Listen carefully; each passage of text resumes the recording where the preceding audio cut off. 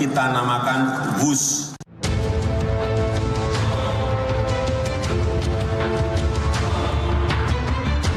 Saya nggak tahu, katanya itu kan WUS sudah dikelola oleh Danantara kan.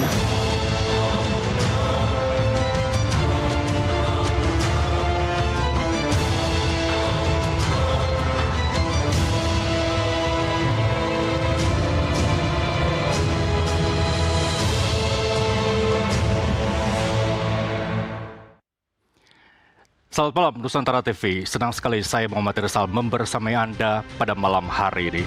Pemirsa, ada yang bilang WUSH adalah lompatan menuju masa depan. Rel baja membelah bukit, menembus terowongan dan menjanjikan kemajuan. Namun di balik deru gemuruh rangkaian gerbong, ada angka-angka yang berdesir pelan menggunung di catatan utang. Lantas bagaimanakah yang harus ditempuh? Siapa yang harus menanggung beban utang WUSH yang mencapai ratusan triliun rupiah? Negara, rakyat, atau BUMN yang megap-megap di tengah beban bunga dan cicilan? Dan pemirsa Nusantara TV, inilah Merah Putih.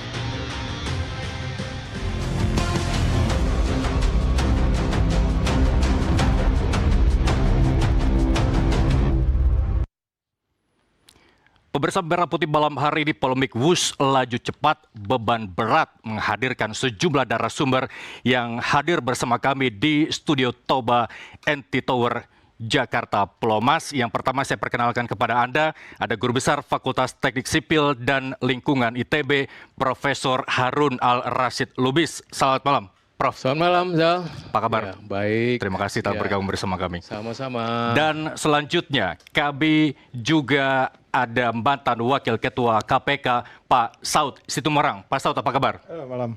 Ya, terima kasih telah bergabung bersama kami di Merah Putih. Dan yang terakhir ada mantan, maksud kami analis kebijakan publik Pak Said Didu. Pak Said, terima kasih telah bergabung bersama kami. Apa kabar? Selamat malam. Dan pemirsa, Anda juga dapat bergabung bersama kami di diskusi malam hari ini melalui YouTube Live kanal resmi Nusantara TV @Nusantara TV Official. Namun sebelum kita berdiskusi lebih lengkap, kita simak dulu informasi berikut ini.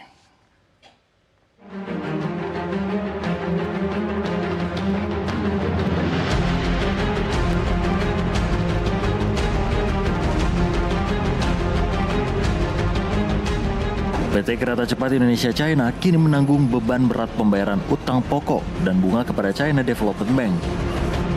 Menteri Keuangan Purbaya Yudi Sadewa menegaskan APBN tidak akan ikut menanggung utang proyek kereta cepat yang bernama WUSH ini. Menurutnya tanggung jawab keuangan seharusnya bisa dikelola secara mandiri oleh Danantara sebagai holding BUMN yang memiliki kemampuan finansial kuat. Purbaya menyebut Danantara mampu mengelola dividen hingga 80 triliun rupiah per tahun, sehingga tak perlu lagi bergantung pada APBN. Namun ia mengaku belum diajak berdiskusi oleh manajemen Danantara terkait pengelolaan utang proyek ini. Saya nggak tahu, katanya itu kan WUSH sudah dikelola oleh Danantara kan. Danantara udah ngambil 80 triliun lebih dividen dari BUMN. Harusnya mereka beres dari situ aja. Malah bisa bagus kalau mereka bisa beres dari situ. Jadi kalau KPBN agak lucu karena untungnya ke dia, dosanya ke kita. Harusnya kalau diambil ambil semua gitu.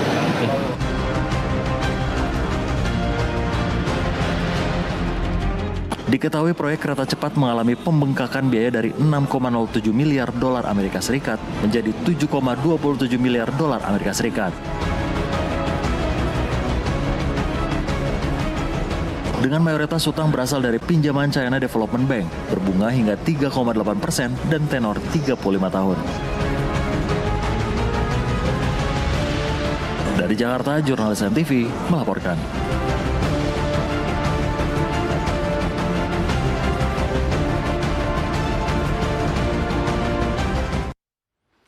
Kita akan langsung bahas. Saya mau mendekat ke Pak Said sebelum nanti Pak Saud mungkin masuknya mengarahkan ke KPK saat ini lebih mudah begitu. Kali aja KPK saat ini masih butuh arahan dari Pak Saud begitu ya. Pak Said, apa kemudian yang bisa dibuka istilahnya dosa-dosa WUS ini yang hingga saat ini kita bicarakan yang merujuk pada dugaan markup. Apa yang bisa diinformasikan? Saya melihat nih pernyataan-pernyataan penanggung jawab proyek WUS ini mulai berselancar. Sampai Jokowi pun sudah bicara. Nah, ini kita tiap hari dapat tugas meluruskan dia supaya jangan sampai pendapat mereka dia belok-belokkan. Nah, coba pertama itu sudah sering sekali dicampur adukan, ya terutama termul ini dicampur adukan antara pelayanan publik dengan proyek WUS. Padahal itu sesuatu yang berbeda. Sampai dia tidak bisa membedakan infrastruktur itu pembagiannya seperti apa. Dan dicampur adukan antara infrastruktur kan kita kenal, infrastruktur dasar, infrastruktur publik, dan infrastruktur komersil. Itu kan klasifikasi infrastruktur. Nah, dia membahas WUS, membandingkan dengan infrastruktur publik. Kadang-kadang membandingkan dengan infrastruktur dasar. Nah, infrastruktur dasar publik itu memang tidak pernah dikejar untung. Tapi yang komersil itu harus berdasarkan komersil. Jadi jangan membahas WUS tapi dibandingkan dengan jalan. Nah, sama dengan dia juga membandingkan terus antara LRT, MRT sama WUS. Padahal itu memang proyek yang dirancang lewat PSO. Dan kalau Jakarta MRT itu disubsidi, ya wajar karena memang DKI yang mensubsidi. Tapi kalau WUS yang disubsidi, masa orang Sulawesi mensubsidi membayar WUS, orang Papua membayar WUS. Kalau orang Jakarta kan dia pakai memang MRT, ya wajar duitnya Pemda yang dipakai. Ini kan repotnya karena kasihan publik dibelok-belokkan seperti itu terus. Nah, terus yang kedua, yang problem ini adalah dicoba sekarang. Coba kemarin mantan Presiden Jokowi menyatakan ini proyek investasi sosial. Ini pernyataan apa lagi gitu loh, pernyataan investasi sosial.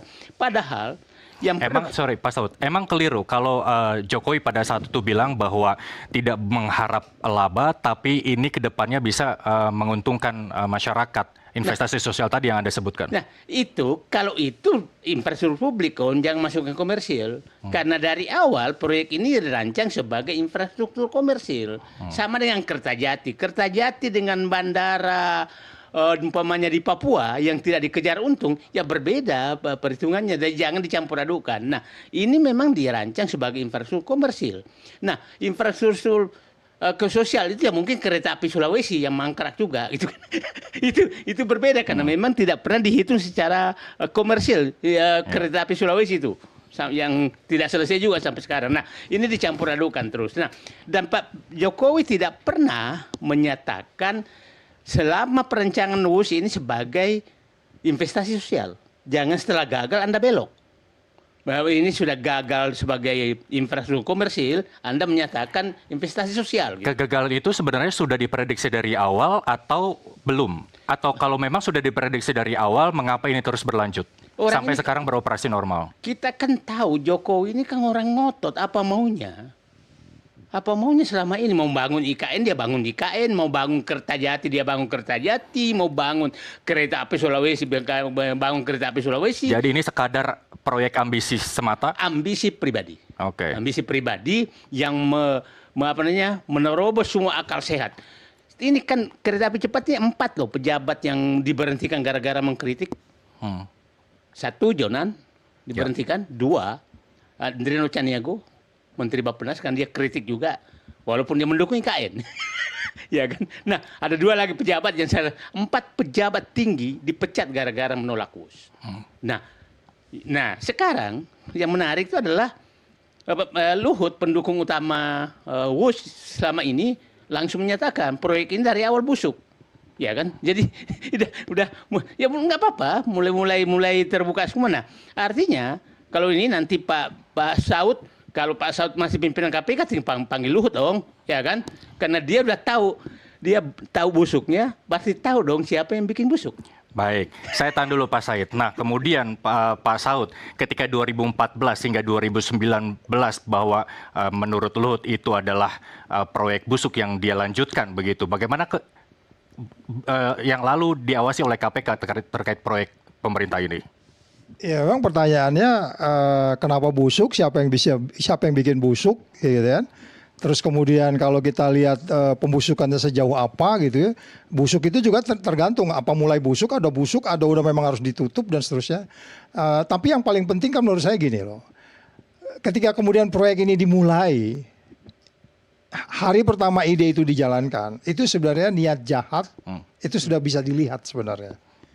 Walaupun ini akan jalan nanti ke depan sampai kemudian pernyataan kemarin di bulan ini gitu ya. Mulai dari hari pertama. Atau kita kalau mau agak ke depan sedikit, pada saat SBY mengeluarkan ide itu, terus kemudian JK melakukan penelitian selama 4 tahun lebih, itu pun nanti akan kita lihat apa yang ditemukan oleh mereka, apa yang bisa jalankan mereka, apa yang direkomendasikan mereka, ya itu yang tidak dijalankan. Kita nggak usah cerita soal 0,1% sampai ke 2% ya. Itu aja udah ada niat jahat itu. Jadi kalau Bung Said tadi bilang menyebut satu nama menteri, iya kan? Ya itu pernyataan yang sebenarnya harus diklarifikasi. Oleh sebab itu gini, ketika Anda sudah mulai melakukan suatu perbuatan peristiwa pidana, yang saya bilang tadi itu di niat jahatnya sudah mulai kelihatan, jangan lupa ya, bahwa niat jahat itu kan sebenarnya itu syaiton tuh. Niat jahat itu adalah setan, bisikan yang ada di kepala dia untuk melakukan sesuatu yang menyimpang, kemudian terjadi penyimpangan. Yaitu kerugian negara, ya kan? Nah itu yang disebut actus reus dan mens rea dan actus reus. Jadi kalau kita bicara urutan-urutannya, kemudian siapa yang bertanggung jawab? Perkiraan saya kan ada 10 orang harus dimintai pertanggungjawaban, ya kan? Mulai dari presidennya, terus kemudian Menko-nya, Luhutnya, siapa, semua yang dibawa. Karena kan dia dari awal tuh jabatannya paling banyak kan dia itu. Ada berapa itu Pak? 21. Dan infrastruktur sama investasi paling atas tuh. Dia harus tahu nggak dia nggak bisa bilang busuk di tengah jalan. Dari awal sebenarnya udah bisa perkirakan karena dia harus bertanggung jawab. Dia investasi di tangan dia. Nah oleh sebab itu saya katakan kembali lagi, ini biarkan aja penyelidik yang bekerja. Kan mereka sudah bilang KPK sudah melakukan penyelidikan. Berarti itu 2 unsur. Itu sudah memenuhi. Tapi pernyataan itu muncul ketika kita sudah ramai-ramai di media begitu. Kemudian kenapa tidak langsung memanggil nama-nama yang tadi Pak Saud sebutkan? Ya sebenarnya gini, kalau penyelidikan itu nature-nya kan intelligence. Nanti kalau udah penyidikan baru terbuka-bukanya. Kalau penyelidikan itu tertutup-tutupnya. Ini kita akan menyebut nama ini kan masih dugaan semua. Termasuk 10 orang yang saya bilang itu dugaan itu kan. Karena kita juga tahu jabatan dia apa gitu. Kita jemput juga Jonan. Jonan juga dalam pikiran saya harus diminta juga supaya dia bisa menjelaskan kepada siapa dia berdebat. Karena kalau dia diam saja juga nggak boleh. Karena itu urusan dia sebenarnya. Kapan dia pernah berdebat? Ada nggak catatannya? Nanti penyelidik akan tanya nih. Iya kan, Agus Pambagio pernah dipanggil. Nanti ditanya juga, Mas Agus bener? Iya, aku sampai mau jatuh kan dia bilang gitu. Terkejut kenapa ini dilanjutkan. Itu kan satu bukti-bukti yang menurut saya mens rea dan actus reus dalam peristiwa pidana itu ada di situ gitu.